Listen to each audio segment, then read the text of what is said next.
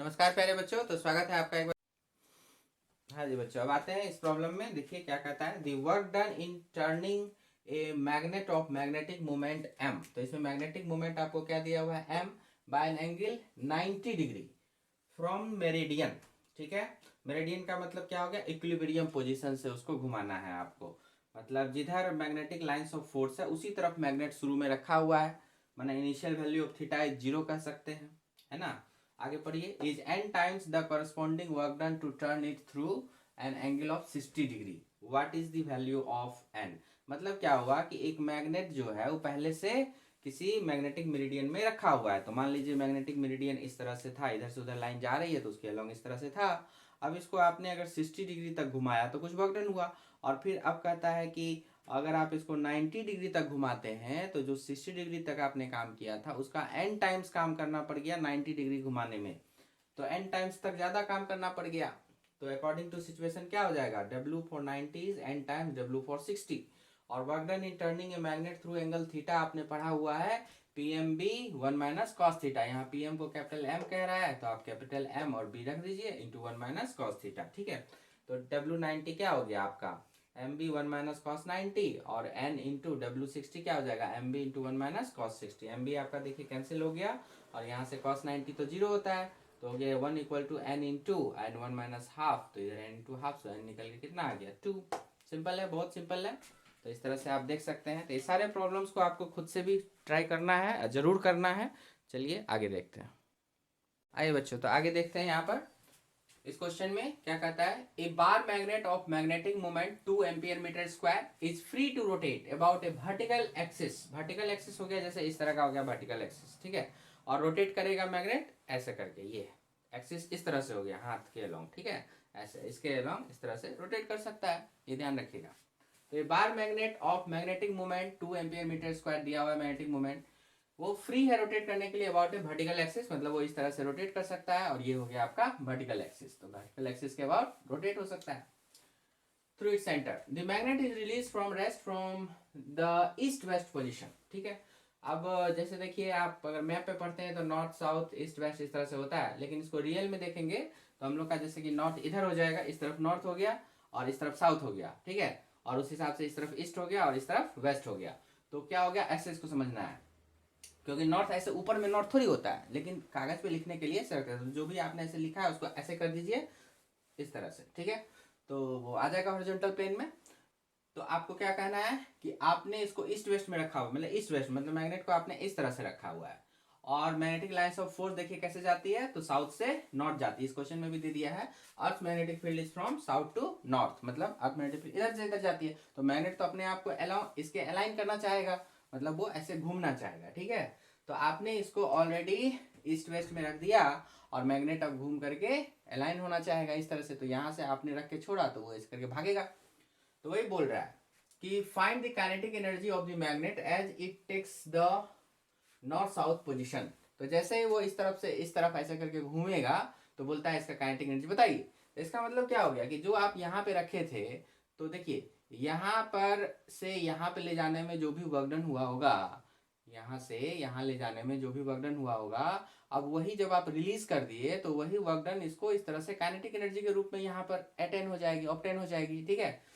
तो आपका वही वाला फॉर्मूला चलेगा, वर्क एनर्जी थ्योरम से आप लगा लीजिए कि work done is same as kinetic energy. तो काइनेटिक एनर्जी जो वर्क डन बनेगा, तो वर्क डन कितने का बन रहा है, तो PMB and 1 minus cos theta. चूंकि आपका एक तो साउथ नॉर्थ से और इधर हो गया ईस्ट वेस्ट की तरफ, तो कितना एंगल का बन रहा है, 90 डिग्री का बन रहा है। तो यहाँ से यहाँ पर करने में जितना वर्क डन होगा वही वर्क डन काइनेटिक एनर्जी के रूप में इसको वापस मिल जाएगा जब वो वापस आएगा। तो सिंपल है, PMB 1 माइनस कॉस थीटा। तो आपका PMB हो गया कितना, PM हो गया हमारा ये 2 का 2 और B हो गया इतना 25 इंटू 10⁻⁻6, देखिए दिया हुआ है 25 माइक्रो टेस्ला, वो रख दिया। फिर 1 माइनस कॉस आपका ये जितना एंगल घूमा था तो 90, इसमें पुट कर दीजिए तो जितना आ गया 50 इंटू 10⁻⁻6 मतलब 50 माइक्रो जूल की इसकी काइनेटिक एनर्जी बन जाएगी। तो जो इस पोजीशन पर इसकी पोटेंशियल एनर्जी थी वही कन्वर्ट हो गई काइनेटिक एनर्जी में। तो सो सिंपल है, आप देख सकते हैं छोटे छोटे फार्मूले हैं और उस पर आप सवाल जवाब कर सकते हैं। एक और छोटा सा देख लीजिए क्या कहता है, ए short bar magnet of magnetic moment m बराबर 0.32 जूल पर टेस्ला दिया हुआ है। तो यहाँ पर देखिए आप मैग्नेटिक मोमेंट का जो अभी आप एम्पियर मीटर स्क्वायर इस तरह से उसका यूनिट पढ़ते थे, अगर कभी दे दिया कुछ और जूल प्रति टेस्ला तो घबराना नहीं है। आप देखिए समझिए इस बात को कैसे दिया, अगर आप जानना चाहें तो आपके पास जो एनर्जी का फॉर्मूला होता है, जैसे यही देखिए एनर्जी लिखा हुआ है यहाँ पे, काइनेटिक एनर्जी बराबर P M B N one minus cos theta, या वर्क डन जो भी है work done equal to P M B N one minus cos theta. तो वन और कॉस थीटा तो यूनिटलेस हो गया, कोई भी इसकी यूनिट नहीं बनती, one is unitless, cos theta is unitless. P M B और इधर एनर्जी, तो इधर हो गया जूल और इधर पीएम का देखिए निकालना है, और मैग्नेटिक फील्ड का क्या हुआ टेस्ला, तो पीएम क्या हो गया, पीएम हो गया जूल अपॉन टेस्ला, ठीक है, तो जूल प्रति टेस्ला। तो ऐसे भी हम लोग पीएम के यूनिट को दिखा सकते हैं, जूल प्रति टेस्ला, ठीक है। और वैसे हम लोग क्या पढ़े हैं, तो दूसरे फार्मूले के हिसाब से m इंटू 12, तो m का हम लोग का क्या पढ़े थे एम्पियर मीटर, और इसमें 1 मीटर इसकी वजह से लग गया, तो एम्पियर मीटर स्क्वायर पढ़ते थे, तो ampere metre square is same है जूल पर टेस्ला, ठीक है। तो ये सब चीज ध्यान में रख सकते हैं आप। और उसके बाद कहता है is placed in a uniform magnetic field, और मैग्नेटिक फील्ड की वैल्यू दी हुई है। कहता है if the bar magnet is free to rotate in the plane of the field, तो which orientation would correspond to its stable and unstable equilibrium. तो पढ़ा है आपने, जब वो मैग्नेटिक मेरिडियन के अलोंग चला आएगा तो स्टेबल, और जब मैग्नेटिक मेरिडियन से ठीक एंटी पैरेलल हो जाएगा 180 डिग्री को बनाएगा तो अनस्टेबल। और पूछता है कि उस समय उनकी पोटेंशियल एनर्जी क्या होगी, वो भी बताना है। तो आपको पता है कि जब स्टेबल इक्विलिब्रियम में होगा तो पोटेंशियल एनर्जी होनी चाहिए मिनिमम, और जब स्टेबल में होगा तो पोटेंशियल एनर्जी होनी चाहिए मैक्सिमम, ठीक है। इस जनरल सी थ्योरी है, कभी भी स्टेबल इक्विलिब्रियम में पोटेंशियल एनर्जी होती है मिनिमम, और अनस्टेबल इक्विलिब्रियम में पोटेंशियल एनर्जी होती है मैक्सिमम। तो आइए फार्मूले की वाइज भी बात कर लें। तो स्टेबल इक्विलिब्रियम सीधा सीधा है corresponding to the bar magnet along the magnetic meridian, मतलब उस वक्त थीटा जीरो, और थीटा क्या होगा, theta is the angle between magnetic dipole moment और मैग्नेटिक फील्ड के बीच का एंगल। मैग्नेटिक डायपोल मोमेंट एम या पी एम और मैग्नेटिक फील्ड के बीच का जो एंगल होगा वही होगा।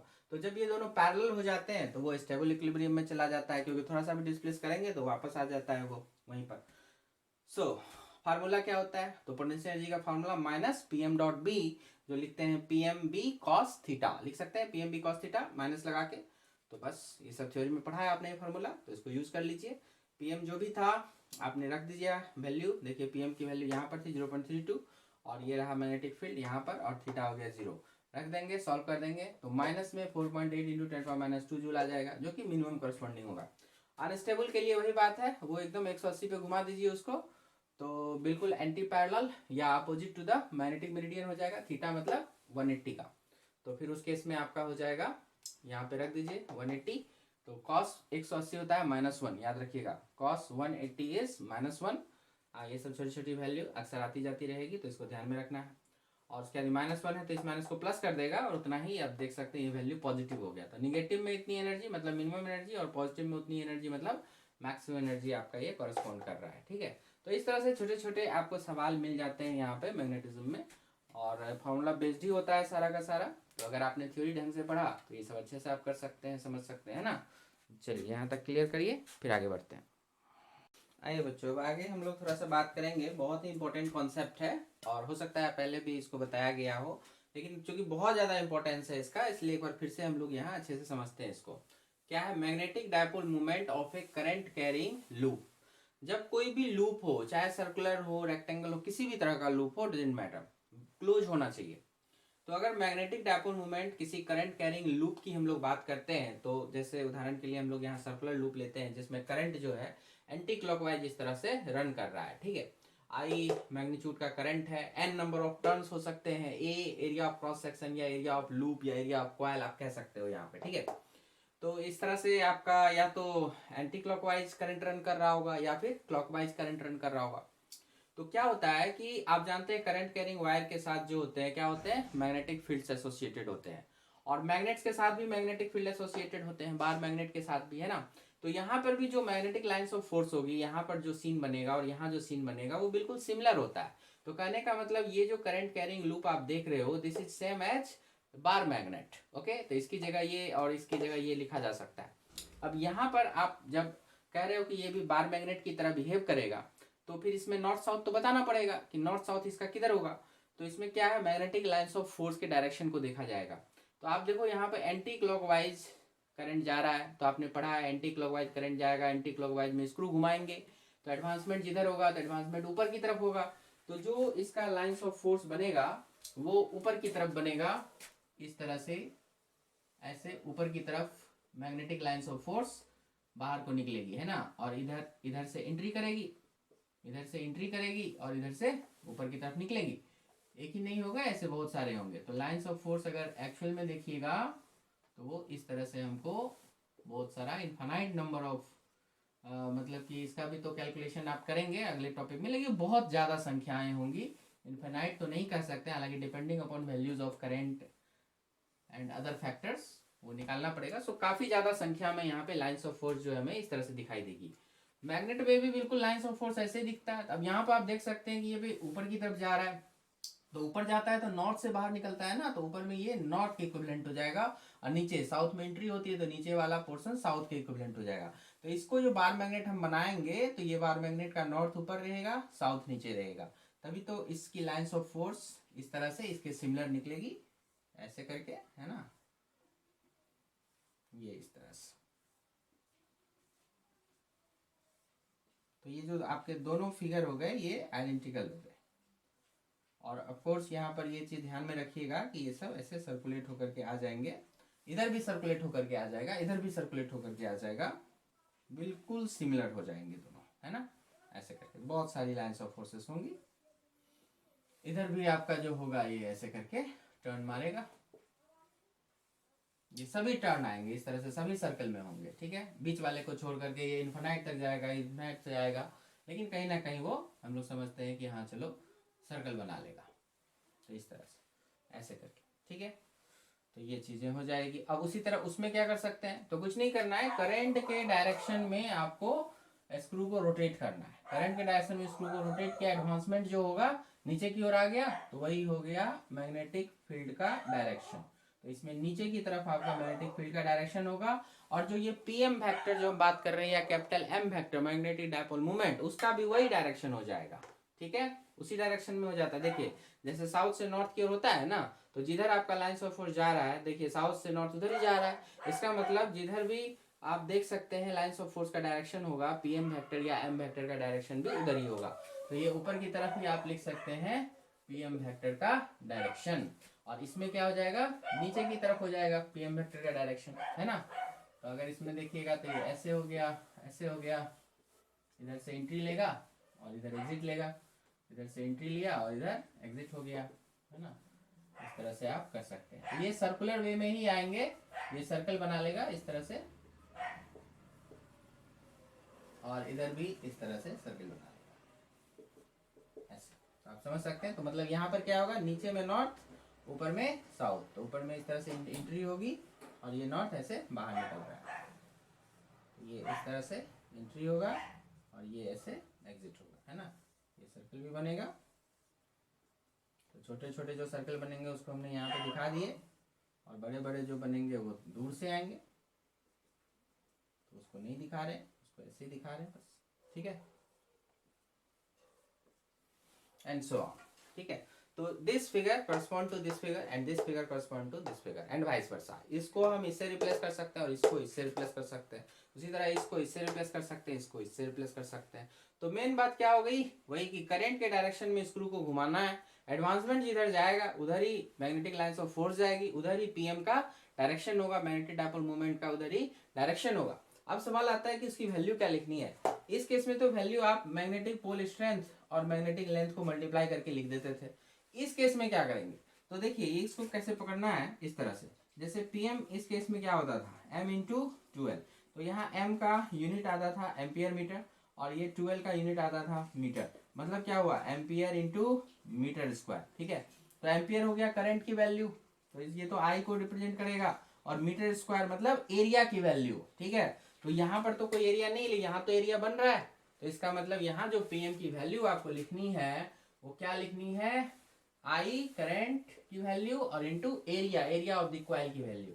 एरिया ऑफ द कॉइल की वैल्यू। और अगर आप ये एक टर्न के लिए अगर आप इसमें n टर्न दिए हुए हैं तो n से मल्टीप्लाई हो जाएगा, ठीक है। तो टोटल क्या हो जाएगा, पीएम का मैग्नीट्यूड NIA। तो इसको जरूर याद रखिएगा बच्चों कि magnetic dipole moment of A current carrying loop के लिए जब भी आपको लिखना होगा तो आप लिखेंगे NIA, ओके। जहां n हो गया number of turns of the coil in the coil, i हो गया करंट इन द कॉइल, और एरिया ऑफ द कॉइल ये आपका a हो गया, ठीक है। और डायरेक्शन की बात मैंने आपको समझा दिया, और जिधर करंट आप मूव कर रहा है उस हिसाब से स्क्रू को घुमाएंगे, जिधर एडवांसमेंट होगा उधर ही आपका डायरेक्शन ऑफ पीएम हो जाएगा, ठीक है। तो उधर ही आप एक तरह से एरिया वेक्टर भी कह सकते हो। तो जो भी है ये पीएम, क्योंकि आई तो है नहीं आपका एरिया वेक्टर क्वांटिटी, एरिया ही हो सकता है, तो आपका यहाँ पर पीएम इक्वल टू NIA, ठीक है। वैसे आई ए को एक साथ भी आप वेक्टर कह सकते हो, नो प्रॉब्लम। तो इस तरह से समझ गए इसको। तो पीएम का डायरेक्शन किधर, तो जिधर भी मैग्नेटिक फील्ड का डायरेक्शन आ जाएगा उस हिसाब से आ जाएगा आपका, और स्क्रू घुमाएंगे करंट के अलोंग तो एडवांसमेंट आपको पीएम का डायरेक्शन दे देगा। पीएम का मैग्नीट्यूड क्या होगा, N इंटू आई इंटू ए, तो ये ध्यान में रखिएगा, ओके। तो आगे भी कई बार यूज होगा। तो जहां जहां आप m इंटू 12 का इस्तेमाल करते थे वहां भी इस्तेमाल होगा NIA in case of current carrying loop, okay, याद रखेंगे। तो क्लियर है बच्चों। इसका इक्विवेलेंट अगर बनाना होगा तो हम लोग इस तरह से यहाँ पे बना सकते हैं, है ना। इधर नॉर्थ हो जाएगा, इधर साउथ हो जाएगा, पीएम का डायरेक्शन ऊपर से नीचे की तरफ, है ना। करंट के डायरेक्शन में स्क्रू को घुमाएंगे, जिधर एडवांसमेंट होगा उधर ही आपका पीएम का डायरेक्शन हो जाएगा, एरिया वेक्टर का डायरेक्शन हो जाएगा, और उस तरह से आप लिख सकते हैं। मैग्नीट्यूड की बात आएगी पीएम की तो क्या लिखना है, NI इंटू ए, ठीक है। सर्कुलर कॉइल है तो ए की वैल्यू पाई स्क्वायर कर लेना है ना। और अगर रेक्टेंगल बनाएगा तो जैसा होगा L इंटू बी, स्क्वायर बनाएगा तो L स्क्वायर, जो भी रहेगा अकॉर्डिंग टू सिचुएशन। इस छोटे से प्रॉब्लम को देखिए बच्चों, क्या लिखा हुआ है, a current of 6 ampere is flowing through a 20 turn circular coil of radius 5 centimetre. तो आपका करंट की वैल्यू दिया हुआ है 6 एम्पियर, एन की वैल्यू दिया हुआ है 20 टर्न्स, और आपका रेडियस यहाँ पर देखिए दिया हुआ है 5 सेंटीमीटर, मतलब 5 इंटू 10⁻⁻2 मीटर हो जाएगा। The coil lies in XY plane, है ना। तो XY प्लेन जैसे ऐसे हो गया, हॉरिजॉन्टल प्लेन हो गया आपका। तो XY प्लेन अगर हम लोग बनाना चाहें तो ऐसे कर सकते हैं, एक तरफ Y एक तरफ X और इस तरफ आपका Z हो जाएगा ऐसे। तो XY प्लेन ऐसे हॉरिजॉन्टल में रखा हुआ है कॉइल, ठीक है ऐसे। अब इसमें करंट चल रहा होगा किसी तरह से, हमें तो नहीं दिया करंट का डायरेक्शन, तो हम अपने मन से मान लेते हैं। तो पूछता है what is the magnitude and direction of the magnetic dipole moment associated with it. तो क्योंकि डायरेक्शन नहीं दिया तो हम एग्जैक्ट नहीं बता पाएंगे कि पॉजिटिव जेड में होगा या निगेटिव जेड में होगा, लेकिन इतना तो है अलोंग जेड एक्सिस आप बोल सकते हैं आइदर पॉजिटिव और निगेटिव डिपेंडिंग अपॉन की करंट आपका क्लॉकवाइज है या एंटी क्लॉकवाइज। अगर एंटी क्लॉकवाइज होगा तो ऊपर की तरफ हो जाएगा पॉजिटिव जेड में, क्लॉकवाइज होता तो नीचे की तरफ हो जाता निगेटिव जेड में, ठीक है। बाकी रहा पीएम का मैग्नीट्यूड, तो आपने फॉर्मूला पढ़ रखा NIA लगा दीजिए। n हो गया 20, i हो गया 6, a हो गया आपका पाई r स्क्वायर। तो पाई हो गया और r की वैल्यू 5 10⁻⁻2, और उसका कर देना है आपको सीधा सीधा स्क्वायर वैल्यू, ओके। और इसमें कर दीजिए आप अलोंग जेड एक्सिस, ठीक है। तो वो जब आप करंट का डायरेक्शन देते कि क्लॉकवाइज है कि एंटी क्लॉकवाइज है, तब हम लोग पॉजिटिव या निगेटिव जेड में बता पाते। तो इसको आप जो भी वैल्यू आएगी इसको आप सॉल्व करेंगे, और सॉल्व करेंगे तो 0.94 आपको ये मिल जाएगा एम्पियर मीटर स्क्वायर के हिसाब से, ठीक है। तो आप एक बार अपने से खुद से इसको सॉल्व करके देखिएगा, मैच कीजिएगा एंड सो ऑन। तो इस तरह से भी आप समझ सकते हैं कि करंट कैरिंग सर्कुलर कॉइल है तो उसमें भी एक मैग्नेटिक डायपोल मोमेंट एसोसिएटेड रहेगा, उसकी वैल्यू आपको इस तरह से देनी है, ओके। आइए बच्चों अब आगे देखेंगे हम लोग, बहुत इंपॉर्टेंट कॉन्सेप्ट है, magnetic dipole moment of A revolving electron in an atom. तो जनरली आपको रिवॉल्विंग इलेक्ट्रॉन के बारे में ही देगा, वैसे कोई भी चार्ज पार्टिकल आपका यहाँ पे अगर रिवॉल्व करता है तो उसके लिए ये कॉन्सेप्ट वैलिड होगा, ठीक है। तो हम लोग इलेक्ट्रॉन के केस में ले रहे हैं, तो मान लीजिए इनसाइड एन एटम या किसी भी जगह इलेक्ट्रॉन जो है वो इस तरह से एक रिवॉल्यूशन कर रहा है आपको, ठीक है, सर्कुलर मोशन कर रहा है, रिवोल्यूशनरी मोशन कर रहा है, रोटेटिंग मोशन कर रहा है, कुछ भी कह सकते हो आप। कोई चार्ज पार्टिकल इस तरह से घूम रहा है, तो यहाँ पे हम इलेक्ट्रॉन की बात कर रहे हैं, तो इलेक्ट्रॉन इस तरह से घूम रहा है, निगेटिव चार्ज पार्टिकल है वो घूम रहा है। ओमेगा हो गया इसका एंगुलर फ्रीक्वेंसी बोलते हैं यहाँ पे, जिसकी वैल्यू होती है 2π/t, और जिसको 2πn भी आप कह सकते हो यहाँ पे, ओके। और उसके बाद आपका जो n हो गया आपका कितना, लीनियर फ्रीक्वेंसी, है ना। याद रखिएगा जब ओमेगा को हम लोग एंगुलर फ्रीक्वेंसी इस तरह से बोल देते हैं तो स्मॉल n जो होता है वो हो जाता है लीनियर फ्रीक्वेंसी। तो ओमेगा और n में क्या रिलेशन है, 2πn, omega equal to 2πn, okay. और कैपिटल T टाइम पीरियड हो जाता है, time period of the revolution. E हो गया आपका इलेक्ट्रॉनिक चार्ज, V हो जाएगा linear speed of electron. Area का अगर कभी जरूरत पड़ा तो पायर स्क्वायर, ये सब यूज करना है। तो ऐसे केसेस में जब हमको करंट का, चूंकि देखिए चार्ज पार्टिकल है इलेक्ट्रॉन और वो मोशन में है, तो यहाँ भी एक करंट कंस्टिट्यूट होता है। उस करंट को हम लोग नाम दिए हैं मॉलिक्यूलर करंट, ठीक है, मॉलिक्यूलर करंट नाम दे सकते हैं। और ये मॉलिक्यूलर करंट की वैल्यू जो हो जाएगी वो इतने फार्मूले से आप लिख सकते हैं। या तो आप n इंटू ई लिख दीजिए, n क्या हो गया, लीनियर फ्रीक्वेंसी, मतलब एक सेकेंड में कितनी बार इसको घूम करके आया यहाँ पे और क्रॉस किया, ठीक है। तो एक सेकेंड में अगर n टाइम्स क्रॉस किया, मैंने n चक्कर मारे, तो फिर क्या हो गया, n times into electronic charge यहाँ पर हर सेकेंड पास कर रहा है, तो उसी के हिसाब से वो करंट हो गया कि एक सेकेंड में कितना चार्ज पास करता है, उसी को तो आप करंट कहते हैं। तो एन ई से डिफाइन कर लीजिए, या n इक्वल टू होता है 1/t, तो e/t से डिफाइन कर लीजिए। t बराबर होता है 2π/ओमेगा, तो e ओमेगा/2π से आप डिफाइन कर सकते हैं, ठीक है। और उसके बाद आपका यहाँ पर ओमेगा इक्वल टू v/r है ना, तो वो भी फार्मूला यहाँ पर चलेगा, तो आप उससे भी लिख सकते हैं e इज ये i इज ev/2πr, ओके। इसको ऐसे भी समझ सकते हैं, देखिए ये क्या है, t क्या है, टाइम पीरियड है, तो डिस्टेंस अपॉन स्पीड कर सकते हो। तो डिस्टेंस, एक चक्कर मारने में डिस्टेंस कितने का, तो 2πr का, और किस स्पीड से जा रहे हो, तो v स्पीड, लीनियर स्पीड, तो v से डिवाइड कर दिया 2π/v, तो v ऊपर चला गया, तो ev/2πr। और ओमेगा बराबर भी आप जान रहे हैं, ये एक तरह से एंगुलर वेलोसिटी भी आप कह सकते हैं, यहाँ पे आप एंगुलर फ्रीक्वेंसी भी कह सकते हैं, या आप एंगुलर वेलोसिटी भी कहेंगे, तो वो भी क्या है, करेक्ट है यहाँ पे, ठीक है। तो कोई दिक्कत नहीं है, एक ही चीज है। तो v/r भी आपका यहाँ पर काम चलेगा, ओके। अब यहाँ पर देखिए pm की वैल्यू अब हम कैलकुलेट करना चाह रहे हैं, मतलब मैग्नेटिक डायपोल मूवमेंट का मैग्नीट्यूड pm। तो यहाँ पर जो वैल्यू आएगा वो क्या आएगा, सिंपली I इंटू ए आ जाएगा। यहाँ पर NIA नहीं सोचिएगा, NIA किसके लिए था, क्वाइल के लिए। क्वाइल में अगर कोई n टर्न्स दिए हुए है, उसमें करंट I चल रहा है, तो उसके लिए NIA था। अगर कोई पार्टिकल इस तरह से सर्कुलर मोशन कर रहा है तो उसके लिए सीधा सीधा I इंटू ए लिखना है, याद रखिएगा, I इंटू ए। और एक्चुअली में इसी I में आपका वो जो भी नंबर ऑफ रिवॉल्यूशंस है वो शामिल हो चुका है, n इंटू ई, इसीलिए इसको अलग से हम n यहाँ काउंट नहीं करना है, याद रखिएगा ये चीज़। तो I जो भी था आपका, वो जैसे ये वाली वैल्यू हम लेके बढ़ते हैं आगे, ev/2πr, तो ev/2πr यहाँ पे लेके आगे बढ़े, a से आपका यहाँ पर आ गया मल्टीप्लीकेशन। फिर आपका देखिए a की वैल्यू जो थी पायर स्क्वायर, इसको आप यहाँ पे रखेंगे, और जो कैंसिलेशन हो रहा है उसको कैंसिलेशन करने के बाद देखिए क्या बचा, ev, ऊपर में एक r बचा, नीचे में 2 बचा, ev/r/2, and this is your equation number 1। So pm का मैग्नीट्यूड बन जाएगा, जो भी इलेक्ट्रॉनिक चार्ज है, जो भी इसकी स्पीड है, जो भी इसका रेडियस है, उनको मल्टीप्लाई करना है डिवाइडेड बाय 2, ओके। अब आगे समझिए, थोड़ा सा यहाँ मैकेनिक्स के कॉन्सेप्ट को शामिल किया गया है। Angular momentum of the electron is given H. अब कोई भी अगर मासिव पार्टिकल है और वो अगर घूम रहा है, सर्कुलर मोशन कर रहा है, तो उसका एंगुलर मोमेंटम हम क्या लिखते हैं, एंगुलर मोमेंटम फिर आपको लिखना है m into V into R. Mass हो गया, उसकी लीनियर स्पीड हो गई, और ये रेडियस हो गया mvr। सर्कुलर मोशन करता हुआ कोई भी m मास का पार्टिकल, उसका जो लीनियर एंगुलर मोमेंटम लिखेंगे अबाउट दिस एक्सिस, क्या लिखना है, mvr, ओके। तो mvr हो गया, m is the mass of the electron in this case, okay.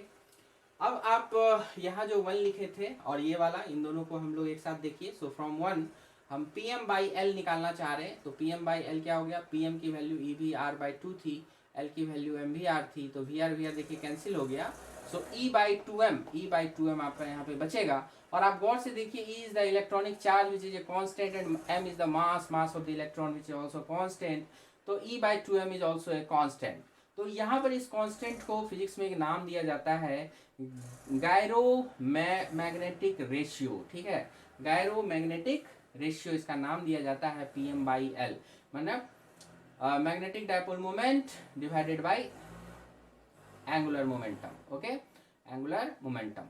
तो Pm/L this is known as gyromagnetic ratio, जो E/2m आता है। और E/m को एक नाम दिया जाता है स्पेसिफिक चार्ज रेशियो। आप देख सकते हैं स्पेसिफिक चार्ज रेशियो का हाफ हो गया ये गैरोमैग्नेटिक रेशियो। सो आप कह सकते हैं half of specific charge ratio. और इसको जब आप सॉल्व करोगे तो ये आएगा 8.8 into 10 coulomb per KG. 8.8 into 10 coulomb per KG. Okay, और पीएम जब लिखना हो एल के साथ तो आप लिख सकते हैं E/2m इंटू एल। ओके, तो कोई भी चार्ज पार्टिकल किसी भी चार्ज का हो और m मास का हो, और आपको अगर उसका कैपिटल L पता है तो फिर आप उसका पीएम भी लिख सकते हैं E/2m इंटू एल के साथ। ओके, इस फॉर्मूले को याद रखिएगा।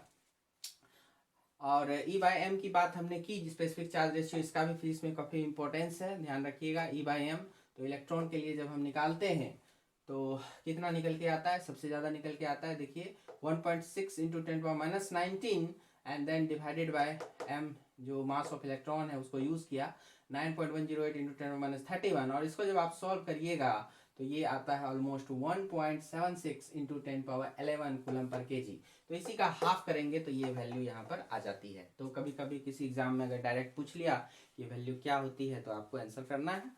अगर गैरोमैग्नेटिक रेशियो पूछा तो इस वैल्यू का आधा जो कि 8.8 इंटू 10 हो जाएगा। और अगर E/m स्पेसिफिक चार्ज रेशियो ही पूछ लिया या किसी क्वेश्चन में यूज़ करना रहा तो 1.76 10⁻11 कूलम पर केजी यूज़ करेंगे। ओके, अब यहाँ चूंकि ये इलेक्ट्रॉन है जो निगेटिवली चार्ज है, तो इलेक्ट्रॉन के केस में या निगेटिवली चार्ज के केस में क्या होता है कि ये अगर इस तरह से आप देख लीजिए एंटी क्लॉकवाइज सर्कुलर मोशन कर रहा है तो इसका जो करंट बनेगा वो सर्कुलर वाइज उल्टा हो जाएगा। मतलब ये जो एंटी क्लॉकवाइज है वो क्लॉकवाइज होना शुरू हो जाएगा, मतलब करंट का डायरेक्शन क्लॉकवाइज लेंगे, क्योंकि इलेक्ट्रॉन जिधर चलता है उसके अपोजिट डायरेक्शन में हम लोग करंट का डायरेक्शन लेते हैं। ठीक है, ये बेसिक सा कॉन्सेप्ट है। सो इलेक्ट्रॉन अगर एंटी क्लॉकवाइज मूवमेंट में है तो करंट का मूवमेंट यहाँ पे क्लॉकवाइज हो जाएगा, और क्लॉकवाइज के हिसाब से आपका जो भी डायरेक्शन आएगा वही डायरेक्शन में आपका पीएम वेक्टर जाएगा। तो आपका पीएम वेक्टर जो है इसे क्लॉकवाइज करेंगे तो डाउनवर्ड चला आएगा नीचे की तरफ। और चूंकि ये मास पार्टिकल है उसको चार्ज से मतलब नहीं है यहाँ पे। अगर आप एंगुलर मोमेंटम निकालने की बात करते हो तो इसमें तो चार्ज से कोई मतलब नहीं है, इसमें मास से मतलब है। तो कोई भी मासिव जीव जिस हिसाब से जा रहा है वो तो एंटी क्लॉकवाइज इस तरह से जा रहा है, तो उधर स्क्रू घुमाइएगा तो ऊपर की साइड में डायरेक्शन आएगा। सो कैपिटल एल का डायरेक्शन आपको वो भी वेक्टर क्वांटिटी है इसीलिए कैपिटल एल का डायरेक्शन आएगा अपवर्ड्स, और जो आपका ये मैग्नेटिक डायपोल मोमेंट है उसका डायरेक्शन आ जाएगा डाउनवर्ड, चूंकि करंट आपका अपोजिट बनेगा। तो ये किसी भी निगेटिवली चार्ज पार्टिकल के लिए वैलिड होगा, इसलिए हम इसको यहाँ पे लिख दिए हैं in vector form. PM vector is equal to magnitude तो यही रहेगा E/2m, और एल वेक्टर जब लगाएंगे तो एक माइनस साइन आएगा, तो वही माइनस को हमने यहाँ दिखा दिया, तो है ना। तो फॉर निगेटिव चार्ज पार्टिकल्स के लिए ये चीज़ वैलिड रहेगी, मतलब एल का डायरेक्शन और पीएम का डायरेक्शन एक दूसरे के एंटी पैरेलल हो जाएंगे। ओके, तो मैग्नेटिक डायपोल मोमेंट और एंगुलर मोमेंटम का इस तरह से एक रिलेशन हम लोग यहाँ पे देखते हैं किसी भी चार्ज पार्टिकल के लिए। अगर पॉजिटिव चार्ज पार्टिकल होता तो फिर दोनों पैरेलल हो जाते, ये माइनस साइन आपका हट जाता वहाँ पे। तो कोई भी चार्ज पार्टिकल अगर घूम रहा है तो चार्ज लिखना है डिवाइडेड बाय 2 टाइम्स उसका मास लिखना है, और उसके एंगुलर मोमेंटम से अगर आप मल्टीप्लाई कर देते हो तो हमको क्या मिल जाता है, मैग्नेटिक डायपोल मोमेंट मिल जाता है। ठीक है, तो ये सारी छोटी छोटी चीज़ें हैं, और मॉडर्न फिजिक्स में आपको यहाँ पर और भी इसके एप्लीकेशंस दिखाई देंगे, जैसे कि बोर ने अपने एटॉमिक थ्योरी में इसको यूज़ किया। तो एक बोर मैग्नेटॉन का एक टर्म आता है, आइए ज़रा उसको भी समझ लेते हैं।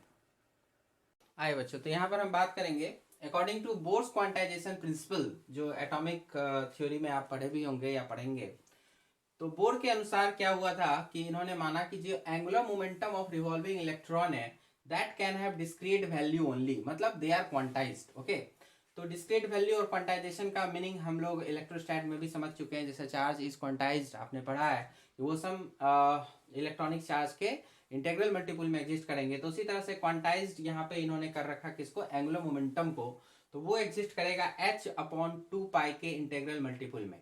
तो इन्होंने L को कहा mvr जो होता है this is equal to nh/2π, जहाँ n आपका 1 2 3 4 एनी इंटीजर वैल्यू, और ये जो भी इंटीजर वैल्यू होगी वो रिप्रेजेंट कर देगा नंबर ऑफ ऑर्बिट्स को, और उसको आपने प्रिंसिपल क्वांटम नंबर के नाम से आप जानते हैं। ओके, 4 क्वांटम नंबर आप पढ़ते हैं इलेक्ट्रॉन के लिए, प्रिंसिपल, एजीम्यूथल, मैग्नेटिक और स्पिन। तो उसी में ये पहला वाला जो नंबर ऑफ ऑर्बिट के बारे में बताता है कि कौन से ऑर्बिट में इलेक्ट्रॉन है, तो वो वाला ये यहाँ पे 1 2 3 आ जाएगा। और h तो as usual Planck's constant 61626 10⁻³ joule seconds की वैल्यू होती है।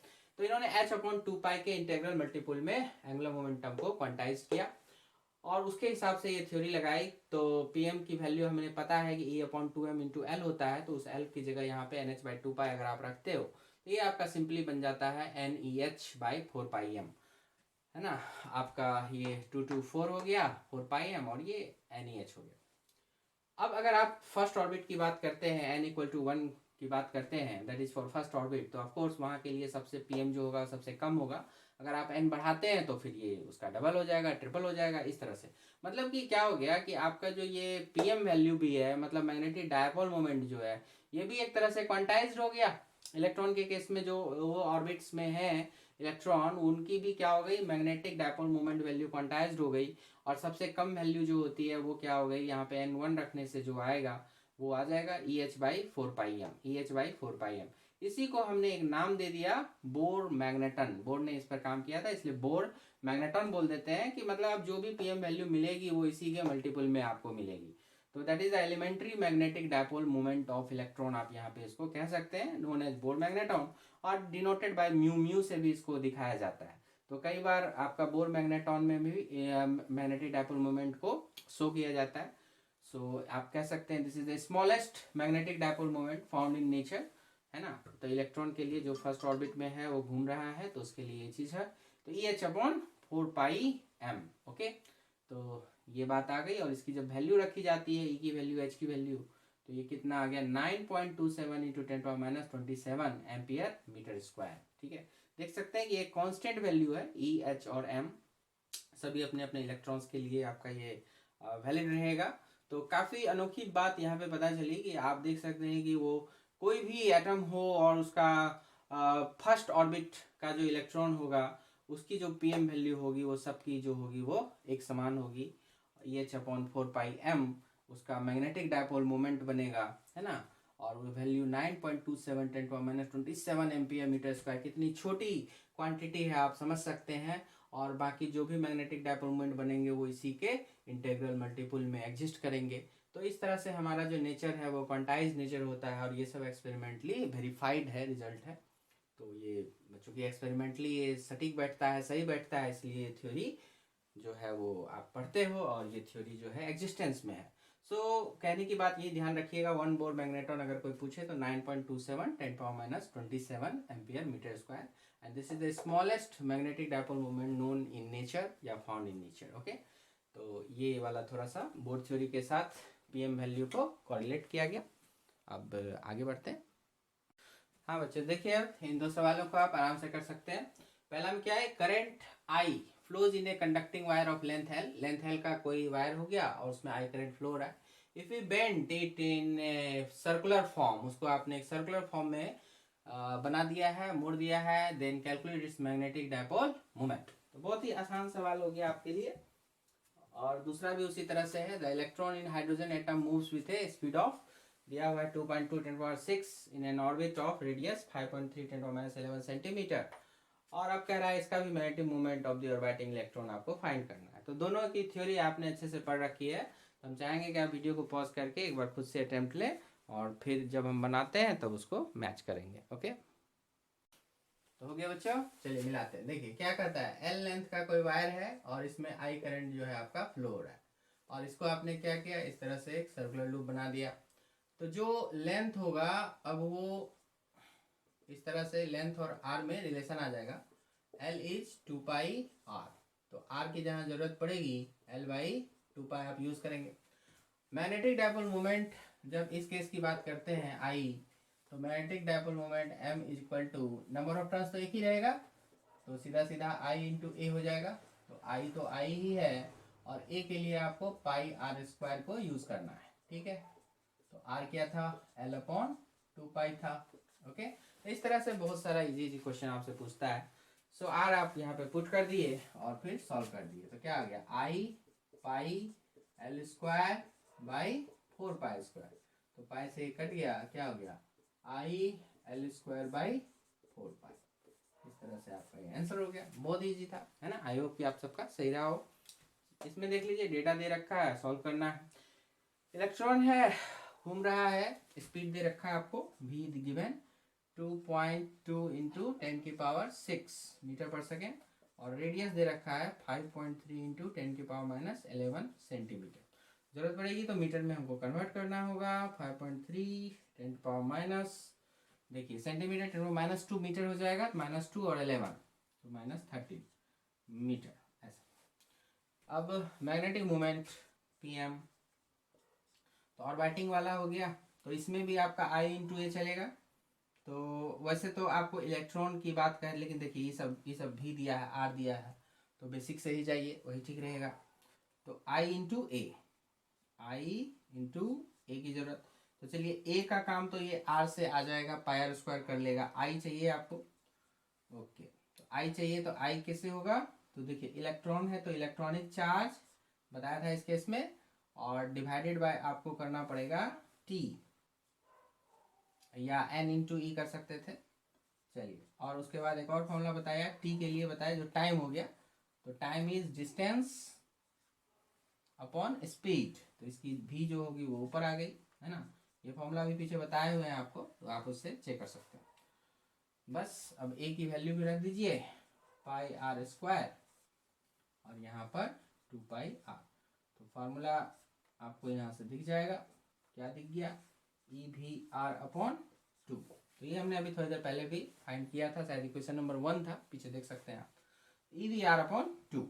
बस वैल्यू रख दीजिए, ई की वैल्यू 1.6 10⁻19, वी की वैल्यू दे रखी है 2.2 10⁻6, एंड आर की वैल्यू हो गया 5.3 10⁻13 एंड डिवाइडेड बाई 2। ठीक है, तो इसको जो भी है आप सॉल्व कर लें, और जो आएगा सो आपका फाइनल रिजल्ट हो जाएगा। तो देखिए बच्चों, तो हमने यहाँ पर सॉल्व किया, तो ये लगभग में आ जाता है 9.3 इंटू 10⁻26 एम्पीयर मीटर स्क्वायर। अब यहाँ पे देखिए, अगर ये किसी ऑब्जेक्टिव क्वेश्चन में आपको पूछता है, तो वहाँ पर हो सकता है आपको 10 बोर्ड मैग्नेटन भी दिया हुआ रहे, जहाँ एक Bohr magneton 9.27 10⁻27 ampere metre square आप जानते हैं, तो 10 म्यू करके भी आपको ऑप्शन दिख सकता है।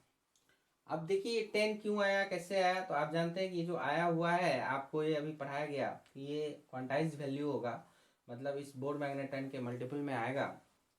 तो फिर देखिए 9.3 10⁻26 इधर हो गया 9.27 10⁻27, तो आप देंगे तो यहाँ पे देखिए 9.3 के लगभग ही है, सो ये आपका सीधा सीधा कैंसिल हो गया, और ये ऊपर गया तो 10 आ गया, देखते हैं, तो लगभग 10 है। अब ये सब चूंकि एक्सपेरिमेंट से हम लोग को पता होता है ये डेटा, और बोर्ड ने जिस हिसाब से वो सपोजिशन लिया था, तो उसकी बात सही आती है कि वो एंगुलर मोमेंटम जो है वो भी क्वांटाइज्ड है, और h/2 पाई के मल्टीपल में है, तो लगभग में डेटा मैच कर रहा है। तो इसीलिए कहा गया कि वन बोर मैग्नेटन जो है वो सबसे स्मॉलेस्ट क्वांटिटी है नेचर में मैग्नेटिक डायपोल मोमेंट का, ठीक है, जो हम लोग फाउंड किए हैं, ओके, इलेक्ट्रॉन के केस में।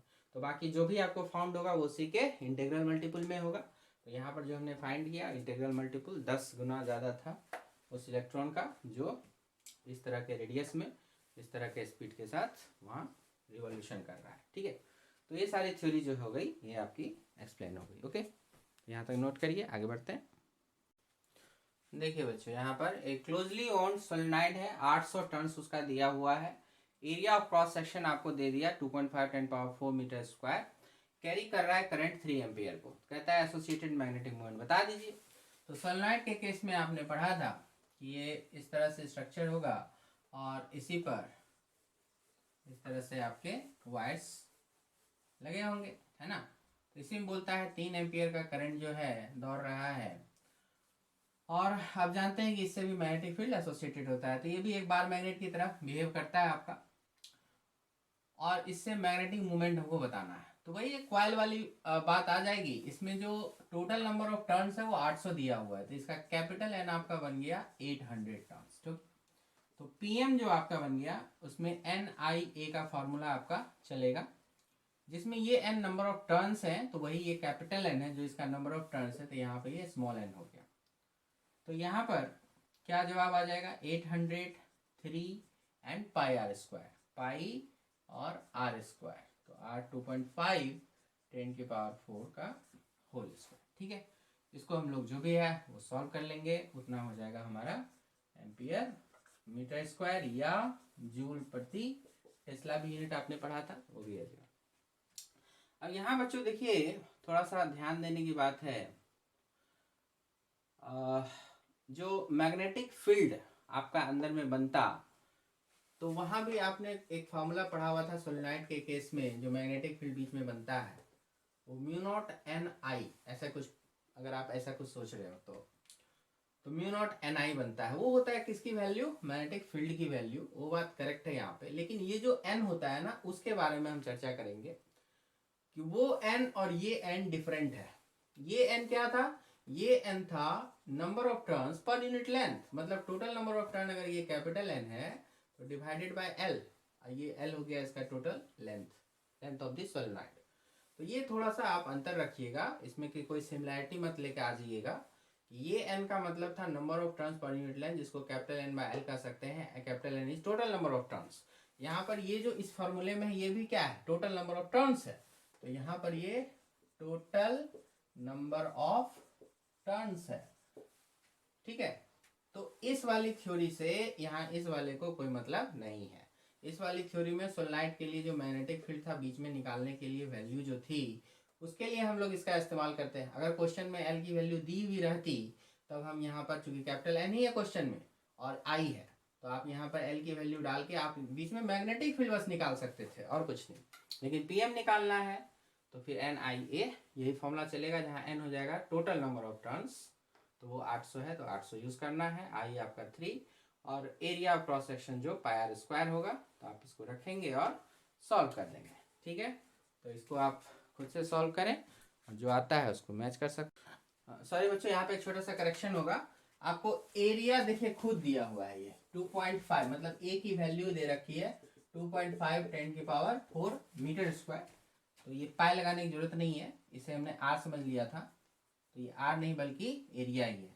तो ये आपको ये वाला कैलकुलेशन करना है, 800 इंटू 3 इंटू ये एरिया डायरेक्ट, ओके। तो अब तो ये आसान हो गया, तब तो इसको ऐसे ही कर लीजिए।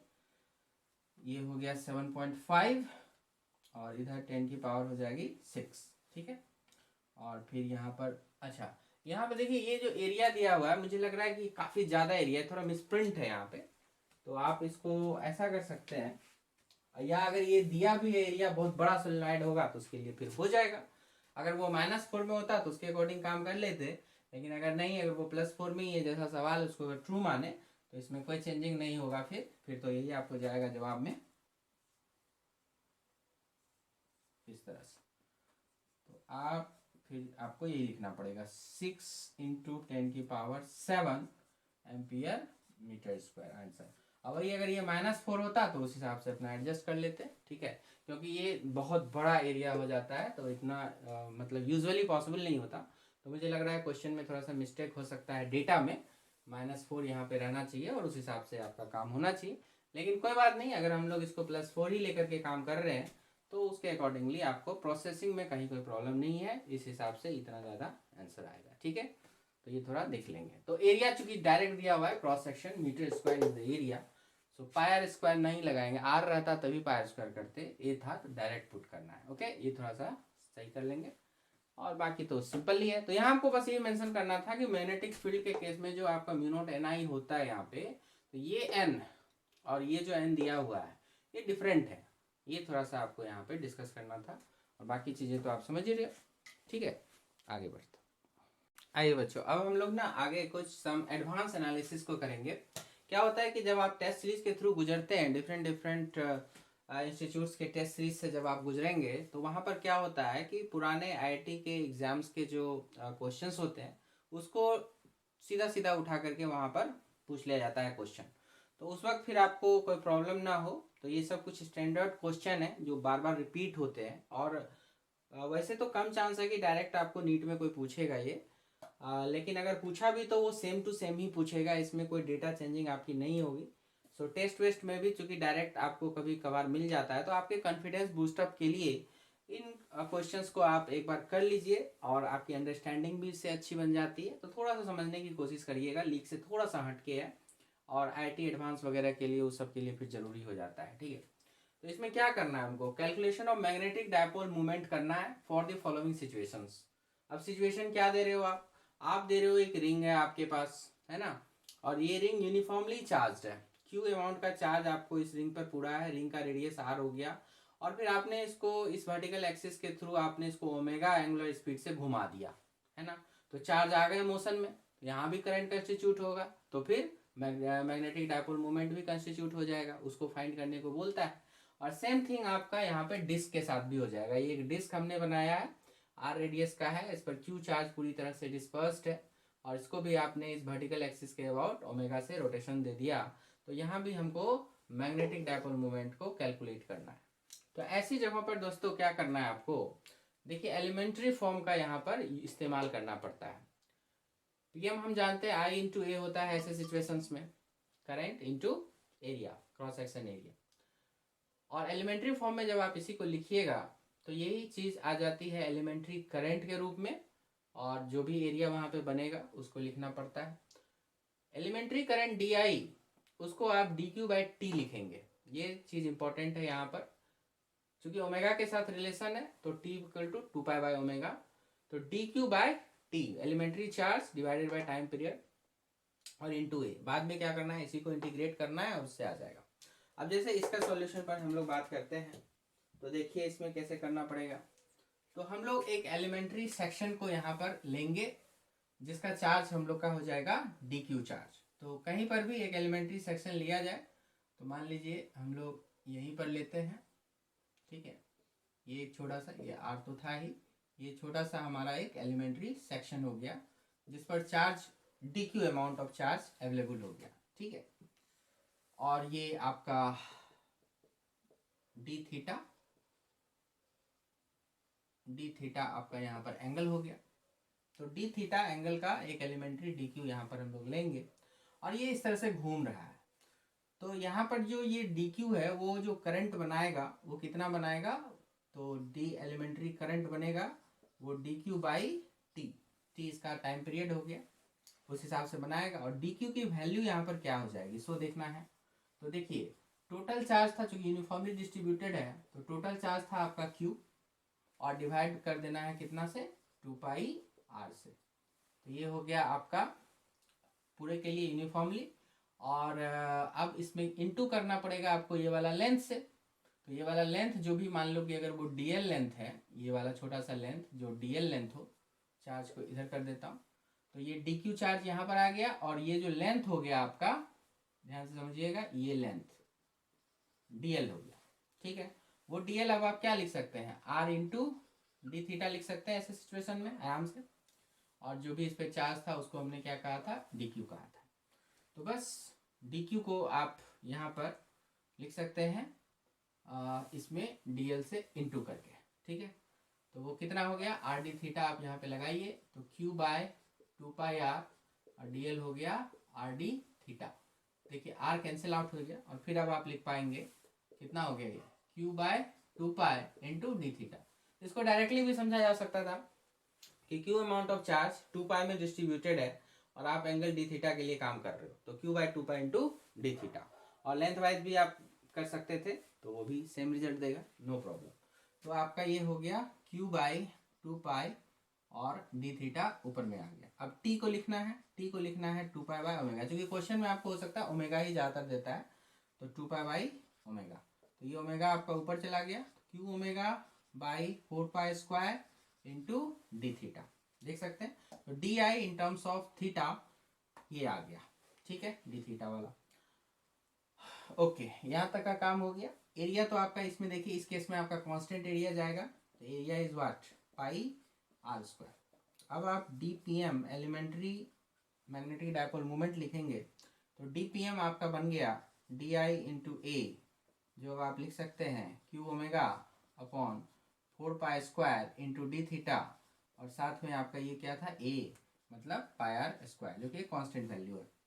तो अब आपको अगर टोटल पीएम चाहिए, तो integration of d p m कर देना है। तो इंटीग्रेशन से देखिए क्या क्या बाहर आ गया, total charge is constant, omega is constant, और आपका यहाँ पर एक कैंसिलेशन करना है पाई का, तो कर लीजिए, अपॉन 4 पाई रहेगा, और ये आर स्क्वायर भी बाहर आ गया, और इंटीग्रेशन ऑफ डी थीटा सिर्फ आपका बचेगा।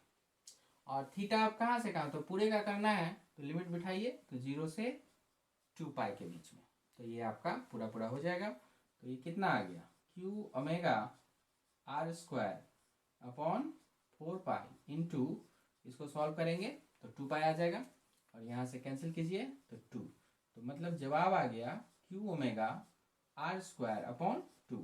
तो this is the value for p m in this case. तो जब किसी सर्कुलर क्वाइल को यूनिफॉर्मली चार्ज क्यू डिस्ट्रीब्यूट किया जाए और उस क्वाइल को ओमेगा से रोटेट कराया जाए, तो वहां पर जो मैग्नेटिक डायपोल मोमेंट बनेगा उसकी वैल्यू हो गई हमारी q omega r square by 2। ठीक है, और बाकी ये कैसे निकला, तो एलिमेंट्री मेथड आप देख सकते हैं। डी थीटा पर डीएल एलिमेंट ले लिया और उस पर जो चार्ज है एलिमेंट्री चार्ज डी क्यू, और ऐसे केस में जो डी क्यू निकल के आएगा वो Q by 2 pi into D theta. तो ऐसे भी समझ गए थे कि 2 पाई में क्यू डिस्ट्रीब्यूटेड है तो क्यू बाई 2 पाई, और तो डी थीटा में कितना, तो डी थीटा से इंटू कर दिया, और t equal to 2 pi by omega आपको यूज करना है, तो इससे आ गया। और फिर एरिया तो यहाँ इस केस में कांस्टेंट है, रख दिया जो भी आया, और dpm निकल गया तो इंटीग्रेट कर दीजिए with in the proper limit D theta 0 से 2 पाई। आप सॉल्व करेंगे तो आपको आ जाएगा। तो वो आंसर जो है आपको थोड़ा सा डायरेक्ट याद रखना है। ठीक है, q omega r square by 2 इस केस का रिजल्ट हो जाता है। ठीक, अब इसी तरह से दोस्तों अगर हमको उस डिस्क के लिए काम करना पड़ेगा जो यूनिफॉर्मली चार्ज है, तो उसमें क्या होगा, कैसे होगा एलिमेंट्री सेक्शन, तो आप उसके लिए भी इसी तरह से बात कर सकते हैं। यहाँ तक पहले नोट कर लीजिए, फिर आगे बढ़ते हैं। ऑलराइट बच्चों, तो इसको भी आइए समझ लेते हैं। तो यहाँ पर जब डिस्क का केस आएगा तो उसमें जो आपका फाइनल आंसर निकल के आ रहा है वो आ रहा है q omega r square by 4। कैसे आ रहा है देखिए जरा। तो यहाँ पर भी आपको एलिमेंट्री सेक्शन लेना पड़ेगा, तो x पर dx थिकनेस का एक इस तरह से एलिमेंट्री सेक्शन लेंगे जो एक रिंग की तरह बिहेव करेगा, चार्ज रिंग। ओके, क्योंकि चार्ज यहाँ सब जगह डिस्पर्स था तो इस पर भी कुछ चार्ज आ गया होगा, तो इस पर जो चार्ज आएगा उसको हम बोलेंगे एलिमेंट्री चार्ज, और वो चार्ज हो गया आपका ये डी क्यू। अब यहाँ इस डी क्यू का कैलकुलेशन कैसे करेंगे, देखिए क्यू था आपका टोटल चार्ज जो कि पूरे एरिया में फैला हुआ था, तो पूरे एरिया से भाग दीजिए, यूनिट एरिया के लिए आ गया पाई आर स्क्वायर। उसके बाद ये एलिमेंट्री एरिया क्या है यहाँ पर, उसके लिए वो आपका मल्टीप्लाई हो जाएगा। तो एलिमेंट्री एरिया यहाँ पर जब इस तरह का आता है कि स्ट्रिप आ जाएगी और इसकी जो एलिमेंट्री एरिया बनती है वो 2 पाई x इंटू डी एक्स, ये क्या हो गया, एक तरह का स्ट्रिप हो गया ऐसे। तो ये जो स्ट्रिप है इसको अगर हम कट करें इस तरह से और खोल दें तो ये सीधा हो जाएगा।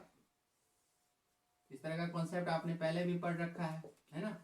तो ये इस तरह से खुल सकता है। तो यहाँ पर जो आपने अभी रेडियस बताया x, तो ये लेंथ आ जाएगी 2 पाई x, और ये थिकनेस जो बताया आपने वो बताया dx, ये थिकनेस, तो यही थिकनेस है यहाँ पे, तो ये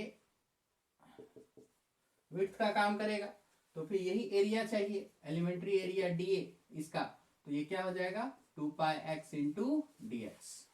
तो चूंकि एरिया वाइज डिस्ट्रीब्यूटेड था चार्ज, इसलिए total charge by total area वो तो कर दिया, इनटू एलिमेंट्री एरिया कर देना है। तो एलिमेंट्री एरिया में क्या आएगा वो 2 पाई x इंटू डी एक्स, 2 पाई x इंटू डी एक्स हमने वहां लगा दिया। पाई से पाई देखिए कैंसिल हो गया, अब क्या बच गया 2q बाय आर स्क्वायर और फिर आपका x dx वो चला आया वहां पे। तो dq जो हो गया वो आपका ये हो गया। ठीक है, अब आपको एलिमेंट्री इसी का ये जो आ गया एक तरह का रिंग आ गया, तो इस रिंग का डायपोल मोमेंट देखते हैं, जो एलिमेंट्री डायपोल मोमेंट कहलाएगा डीपीएम। तो वो क्या लिखेंगे, तो देखिए रिंग का अभी अभी हमने प्राप्त किया हुआ था कि जो भी चार्ज रहेगा Q फिर ओमेगा फिर आर स्क्वायर बाई 2, तो वही चीज यहाँ इंप्लीमेंट करना होगा। Q की जगह आपने डी क्यू इसके लिए रखेंगे, वो डी क्यू ओमेगा, तो इसका भी जो पूरा डिस्क ही घूम रहा है ओमेगा से, तो ये रिंग भी ओमेगा से ही घूमेगा, सो ओमेगा साथ में जाएगा। और रेडियस, तो इस एलिमेंट्री रिंग का रेडियस देखना है, तो रिंग का रेडियस तो क्या था x था, तो उसका हो जाएगा x का स्क्वायर, यहाँ पर r था तो r का स्क्वायर, वहाँ x है तो x का स्क्वायर। ठीक, and divide by 2, divide by 2 कर दिया बस। अब वही डी क्यू की वैल्यू को आप यहाँ पे अच्छे से पुट कीजिए और सॉल्व करिए, तो ये आ गया q omega by r square into x q d x. और अब इसी को क्या करना है, इंटीग्रेट कर देना है। इंटीग्रेट करेंगे, जो जो कांस्टेंट है बाहर रखिए, q omega by r square, x q अंदर रह जाएगा, और ऐसे रिंग x की वैल्यू 0 से r तक के लिए आपको चलेगी तो पूरी डिस्क का हो जाएगा। तो 0 से r तक आपने इसको क्या किया, इंटीग्रेट कर दिया और फिर सॉल्व कर लीजिए, फाइनल आंसर आ गया q omega r square by 4। ठीक है, तो इस तरह से और भी बहुत सारे सवाल हो सकते थे जैसे यहाँ तो हमने यूनिफॉर्म चार्ज डिस्ट्रीब्यूशन का इस्तेमाल किया है। अभी ऐसा भी हो सकता था कि नॉन यूनिफॉर्म, जैसे इस केस में क्या हो जाता कि आपका चार्ज वेरिएशन हो जाता, मतलब जैसे जैसे आप किनारे की तरफ जा रहे हैं चार्ज का जो अमाउंट है या चार्ज डेंसिटी जो है वो सब आपकी बढ़ती जाती। तो उस तरह के भी सवाल हो सकते थे। तो सबको जो सॉल्व करते हैं हम लोग इसी तरह से सॉल्व करते हैं, यही बेसिक प्रोसेस होता। डी क्यू की वैल्यू निकालते और उसके बाद डी पी एम निकालते और फिर आप इंटीग्रेट करते। तो ये मान के चलते हैं कि नीट में अगर पूछा भी तो मैक्सिमम यही दो लेवल आपको लेके चलना है। अगर इससे ज़्यादा वेरिएशन करेगा तो उम्मीद है कि वो आपको नहीं देगा, है ना, उसको आप छोड़ सकते हैं। और इनकेस कभी आ गया तो आप अलग से कमेंट सेक्शन में बताइएगा, तो पूछ सकते हैं। अच्छा, इसमें एक चीज़ और कर सकता है, जैसे कि ये एनुलर डिस्क बोल सकता है, जैसे अंदर में कुछ पार्ट खाली रहे, है ना।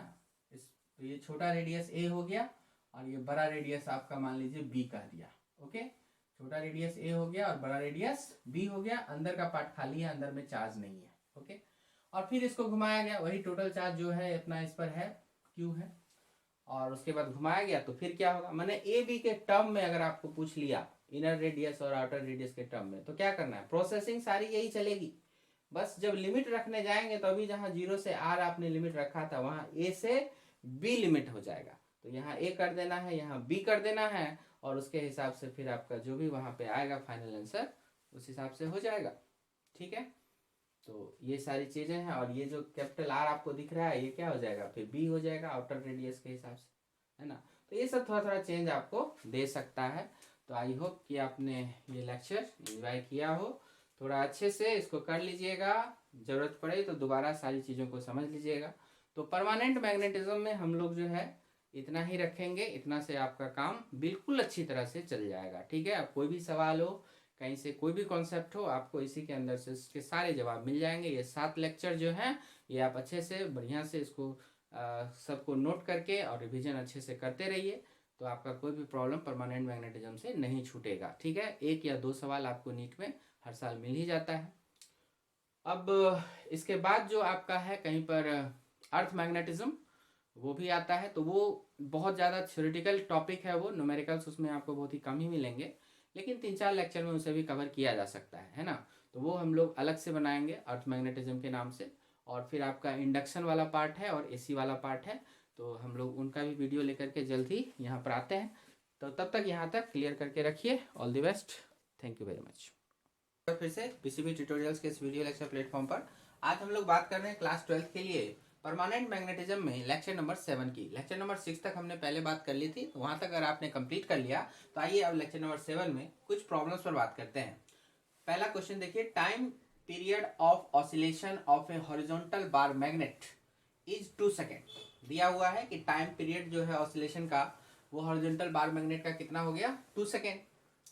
तो find the time period of a similar magnet, मतलब वही वाला मैग्नेट है बट ऑफ मैग्नेटिक मूवमेंट कहता है कि 4 टाइम्स। तो सिमिलर कहने का मतलब उसका जो लेंथ होगा, जो ब्रेड्थ होगा वो सब सेम है, मतलब मूवमेंट ऑफ इनर्शिया वगैरह सब सेम है, डायमेंशन सेम है, लेकिन मैग्नेटिक मूवमेंट जो है वो 4 टाइम्स हो गया पहले के रिस्पेक्ट में दैट ऑफ फर्स्ट मैग्नेट। तो उसका क्या होगा, तो देखिए हम लोगों ने इस बारे में पढ़ रखा है कि अगर किसी मैग्नेट को आप फ्रीली सस्पेंड करोगे अर्थ के मैग्नेटिक फील्ड में या किसी भी यूनिफॉर्म मैग्नेटिक फील्ड में, तो ये ऑसिलेशन करता है। तो इसका जो टाइम पीरियड हम लोगों ने पढ़ा है वो फार्मूला आपको याद होना चाहिए, 2 पाई रूट ओवर, है ना, आई अपॉन पी एम बी। इस तरह से लिखते हैं। पी एम को आप कई जगह कैपिटल एम के रूप में भी देखिएगा, तो एक ही बात है। तो ये इस तरह से आपका लिखा जाता है। तो इस क्वेश्चन के अनुसार कहा कि सिमिलर मैग्नेट है, मतलब मोमेंट ऑफ इनर्शिया उनका सेम हो गया और सेम मैग्नेटिक फील्ड में उसको प्लेस किया गया। अगर नहीं भी कहा गया find the time period of a similar magnet but of magnetic 4 time that of first magnet, तो इसका मतलब हुआ कि उस सेम मैग्नेटिक फील्ड में, जिस मैग्नेटिक फील्ड में टाइम पीरियड ऑफ ऑसिलेशन पहली बार 2 सेकेंड दिया हुआ है उसी मैग्नेटिक फील्ड में रखा गया है। सो आई और बी जो हो गया 2 केस के लिए सेम हो गया। तो आपका T1/T2 आप अगर लिखोगे तो रूट अंडर ये 2 पाई सब कैंसिल हो जाएगा, आई बी सेम था तो बस पी एम वाला, तो पी एम सेकेंड का ऊपर चला जाएगा क्योंकि नीचे आ रहा है ना, तो 2 का ऊपर और 1 का नीचे, PM1 बस। अब आपको क्या कहा क्वेश्चन में कहा कि जो पहले वाले का PM1 है और जो दूसरे वाले का है तो 4 टाइम्स दैट ऑफ फर्स्ट, मतलब अकॉर्डिंग टू क्वेश्चन ये 4 टाइम्स हो गया फर्स्ट वाले का मैग्नेटिक मोमेंट। तो फर्स्ट वाले का PM1 था तो सेकेंड वाले का 4 PM हो जाएगा। तो यहाँ से आप कैंसिल करो, क्या मिला, 2 मिला। तो आपको T2 पूछता है, तो T2 अब क्या आ जाएगा, T2 इधर जाएगा, T1/2 हो जाएगा। तो T1/2, तो T1 क्या है, 2 सेकेंड दिया हुआ है, तो 2/2 मीन्स 1 सेकेंड हमारा आंसर हो जाएगा। तो काफ़ी सिंपल है। तो आप जो भी प्रॉब्लम्स दिया हुआ है उसको आप ढंग से अगर आप पढ़ते हैं, फॉर्मूला याद रखते हैं, आराम से आपका सॉल्व हो जाता है। नंबर 2, नंबर 3 इसी तरह से सिमिलर है, बहुत ही आसान कॉन्सेप्ट्स फॉलो करने हैं आपको। तो आप एक बार ट्राई करिए, फिर मैं बता देता हूँ। चलिए बच्चों, तो आई होप कि आपने किया होगा कंप्लीट। तो बहुत आसान है, देख लीजिए। तो second question, 2 magnets of magnetic moments दिया हुआ है 2m and m are kept one over the other. ठीक है, 2 मैग्नेट को एक साथ रखा गया। When their similar poles are on same side their time period is 3 second. तो जब सेम साइड दिया हुआ है, मतलब कि दोनों के नॉर्थ एक साइड, दोनों के साउथ एक साइड, तो ऐसे में मैग्नेटिक मोमेंट ऐड हो जाते हैं, मालूम है आपको। And then find the period when their opposite poles are on the same side. तो ऐसे में क्या होता है, मैग्नेटिक मोमेंट माइनस कर दिए जाते हैं। तो इस केस में जो टी का फार्मूला आपका बनता है, आप देख सकते हैं 2π√i/PM b है।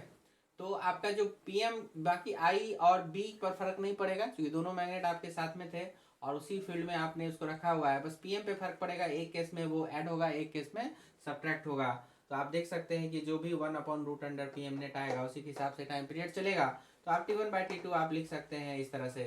तो T1 चूंकि पहले का था सेम साइड में, तो यहाँ पर हो गया ऐड हो गया, यहाँ पे 2m और m दिया हुआ है, तो 2m+m हो गया, और ऊपर में 2m-m हो जाएगा सेकेंड केस के लिए। ठीक है, और फिर आप इसको सॉल्व कर दीजिए। आपको T2 फाइंड करना था, तो उस हिसाब से अब ये क्या हो गया, 1/√3 आ गया। T2 फाइंड करना था तो क्रॉस मल्टीप्लाई करिए, तो √3 टाइम्स T1, और T1 आपको दिया हुआ है 3 सेकेंड, तो 3 पुट कर दिया, मतलब 3√3 आपका आंसर आ गया होगा। ठीक है, नेक्स्ट देखिए, उसी तरह से कहता है time period of oscillation of a thin magnet is T। एक सिंगल थिन मैग्नेट है, T है। It is broken into 2 equal parts. 2 part में इसको आपने ब्रेक कर दिया और लेंथ वाइज किया, तो इस तरह से समझ सकते हैं ये ब्रेक हो गया है। ठीक है, 2L का था, अब इसका लेंथ LL हो जाएगा, L लेंथ हो जाएगी। ठीक है, यहाँ चाहे तो आप लिख सकते हैं ये वाला लेंथ L, ये भी L लेंथ हो गया। अच्छा, मास इसका मान के चलिए कि जैसे कि इसका मास आपका M था, तो जैसे हालांकि मैग्नेटिक मोमेंट भी हमने यहाँ पे पोल स्ट्रेंथ जो है वो हमने स्मॉल m लिया हुआ है। तो इसका जो मैग्नेटिक मोमेंट आएगा, हम इसको PM की जगह m से दिखा रहे हैं यहाँ पे, क्योंकि यहाँ पे m था तो चलिए यहाँ भी m ले लिया। बुक्स में ज़्यादातर m ही मिल जाता है। ओके, तो m×2L बनेगा, और इसमें भी जो यहाँ पर जो स्ट्रेंथ आएगी वो m ही रहेगी। आप जानते हैं कि इस तरह से ब्रेक करने पर उसका पोल स्ट्रेंथ जो है वो चेंज नहीं करता है ना। तो ये थोड़ी पढ़ा हमने। तो जो नया डायपोल मोमेंट ईच का बनेगा वो कितना बन गया, इसका m हो गया, और लेंथ के मामले में तो ये L हो गया, m×L आ गया। तो पहले ये था m×2L, अब आ गया m डैश, जो m×L आया, मतलब पुराने के रिस्पेक्ट में देखिए तो आधा हो गया है ना। तो कैपिटल M/2 हो जाएगा ये। तो एक तो हमें इसकी जरूरत पड़ेगी, दूसरा इसके मोमेंट ऑफ इनर्शिया पर फर्क पड़ेगा। मोमेंट ऑफ इनर्शिया आप देखिए यहाँ पर, ये जो आई है वो मोमेंट ऑफ इनर्शिया इस केस में कितना आएगा। तो मान लीजिए इसका मास कैपिटल M है, तो यहाँ पर मैं कैपिटल M कर देता हूँ, और लेंथ हो गया 2L, उसका स्क्वायर करेंगे डिवाइड बाई 12, तो आपका ये ओवरऑल क्या बन जाता है, mL²/3। ये 4 हो जाएगा, 12 है तो कट करेंगे 3 आ जाएगा नीचे। तो mL²/3 आपका यहाँ पर मोमेंट ऑफ इनर्शिया बन रहा है इस केस में। इस केस में निकालेंगे मोमेंट ऑफ इनर्शिया इस पार्ट का क्या आएगा। तो मास आपने आधा कट कर दिया था, तो मास आपका आधा हो जाएगा, तो कैपिटल M/2 है ना, और लेंथ हो गया L, तो L²/12। तो सेंटर के बाद जब वो रोटेशन करता है तो मोमेंट ऑफ इनर्शिया क्या होता है, mL²/12। तो मास हो गया M/2, ये हो गया L, उसका स्क्वायर हो गया डिवाइड बाई 12। तो ये आप निकालोगे तो क्या बन गया, ये mL²/24। तो यहाँ पे देखते हैं mL²/3, यहाँ mL²/24 मतलब 8 गुना कम हो गया। तो पुराने से I के रिस्पेक्ट में I/8 हो गया। बस इन्हीं दोनों वैल्यूज को हमने यहाँ पे पुट करना है। तो T डैश बराबर 2π, यही फॉर्मूला, √I/MB जो पहले था अब क्या हो गया, I की जगह I/8 हो गया, और M की जगह क्या हो गया, M/2 हो गया। ठीक है, M/2 हो गया, और इधर से ये I/8 हो गया। अब आप यहाँ पे जो भी कैंसिलेशन कर सकते हैं आप करेंगे, भी तो सेम था, तो किया तो यहाँ पे 4 आ गया, ये 4 नीचे आ गया, और इससे बाहर आएगा तो 2 हो जाएगा। ठीक है, तो कहने का मतलब टी डैश जो हो जाएगा वो पुरानी वाली वैल्यू का आधा मिल जाएगा, तो यही T/2 आपका क्या हो जाएगा, जवाब हो जाएगा। आई होप कि आपने किया होगा, नहीं किया तो अच्छे से समझ लीजिए, दिक्कत हो तो वीडियो को दोबारा सुन लेना है और फिर इसको अपने से करना है, ठीक है। इसी तरह से और भी चीज़ें देखनी है, देखते जाइए। तो चलिए बच्चों, अब आगे के क्वेश्चंस में देखते हैं क्या है। 4, 5 एंड 6 देखिए, a magnet of magnetic moment 50 देखिए डायरेक्शन दिया हुआ है और ampere metre square is placed along the x axis in a magnetic field, वो भी दिया हुआ है वेक्टर फॉर्म में। तो वेक्टर फॉर्म में आपको इस बार मैग्नेटिक मोमेंट दे रखा है और मैग्नेटिक फील्ड दे रखा है। तो अब आपको क्या करना है, find torque acting on the magnetic magnetic field, थोड़ी ना होगा, मैग्नेट होगा, ठीक है। मैग्नेट, जो भी मैग्नेट होगा उस पर जो टॉर्क लगेगा, तो टॉर्क का फॉर्मूला हमने पढ़ा है ना ऐसे केसेस में, PM क्रॉस B, इस रूप में पढ़ा है।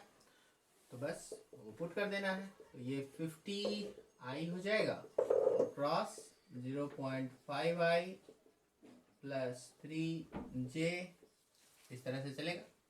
और फिर आपका देखिए सॉल्व कर देना है, I cross I 0 and I cross J is K, तो बस यही दोनों काउंट होंगे, तो 150K है ना। और सभी चीज चूंकि SI यूनिट में था इसलिए टॉर्क भी SI यूनिट में आ जाएगा, तो न्यूटन मीटर, इसका आंसर हो जाएगा, ठीक। ऐसा ही नेक्स्ट क्वेश्चन है 5 एंड 6, इसको पढ़िए और फिर देखिए, ट्राई करें, फिर मैं बना देता हूँ। हाँ जी बच्चों, तो हो गया आपका, तो चलिए देखते हैं। तो नंबर 5 में क्या था, a bar magnet when placed at an angle of 30 degree to the direction of magnetic field of, दिया हुआ है 5 × 10⁻² tesla, experiences a movement of couple. Movement of couple कहने का मतलब टॉर्क हो गया, इसको याद रखिएगा, ये टॉर्क का ही एक अलग नाम हो गया, मूवमेंट ऑफ कपल। और यूनिट से आप पकड़ सकते हैं, न्यूटन मीटर होता है ना, टॉर्क का यूनिट न्यूटन मीटर, तो वही हो गया। तो कभी भी कोई दिक्कत हो, ऐसे टर्म्स आ जाएं कि आपको पता ना चले कि ये कौन सा टर्म है, तो उसके यूनिट पर चले जाइए और यूनिट से जो है आपको काफ़ी मदद मिल जाती है कि वो टर्म क्या कह रहा है, और न्यूमेरिकल प्रॉब्लम भी सॉल्व करने में काफ़ी हेल्प हो जाता है। So this is 2.5 × 10⁻⁶ newton metre. If the length of the magnet is 5 centimetre then what will be its pole strength. तो हमने क्या किया, जो जो क्वांटिटी गिवन थी उसको लिख लिया, थीटा दिया हुआ था 30 डिग्री कर दिया, मैग्नेटिक फील्ड आपका दिया हुआ है 5 × 10⁻² टेस्ला लिख लिया, moment of couple that is torque वो हमने यहाँ पे लिख लिया 2.5 × 10⁻⁶ न्यूटन मीटर, और लेंथ ऑफ दी मैग्नेट आपको दिया हुआ है, तो 12 is 5 centimetre, okay. So 5 × 10⁻² metre, सभी SI में थे तो SI में ले आए। और आपसे क्या पूछा, स्मॉल m, मतलब पोल स्ट्रेंथ की वैल्यू पूछ ली आपसे, ठीक है। तो हमें पता है टॉर्क की बात हो रही है, तो टॉर्क से रिलेटेड फार्मूला जो आपका आ गया PMB साइन थीटा, तो PM क्या निकल जाएगा, torque upon B sine theta. ये सारी वैल्यूज को हम यहाँ पुट करेंगे, PM वैल्यू निकल के आ गई 10⁻⁻⁴। और PM क्या होता है, M × 12, pole strength into magnetic length, तो सब कुछ दे रखा है 12, तो 12 से यहाँ पे रख दीजिए 5